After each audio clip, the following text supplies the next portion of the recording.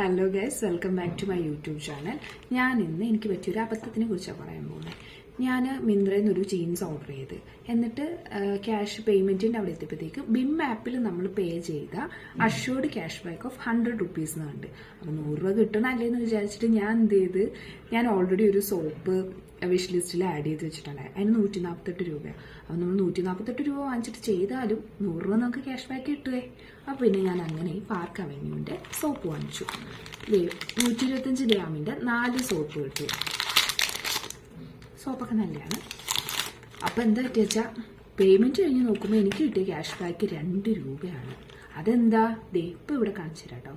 ഇങ്ങനെയാണ് അവർ കാണിച്ചത്. Assured cash back up to 100 rupees എന്നായിരുന്നു. അപ് ടു 100 rupees എന്ന് പറയുമ്പോഴത്തേക്കും 100 എന്ന് പറഞ്ഞാൽ 2 രൂപ അതിൽ വരുന്നതാണല്ലോ. അപ്പോൾ എനിക്ക് 2 രൂപയാണ് കിട്ടിയത്.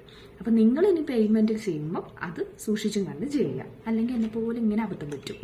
അപ്പോൾ ഇനി അടുത്ത വീഡിയോ ആയിട്ട് വരുമ്പോൾ ടാറ്റ ബൈ ബൈ, സീ യു.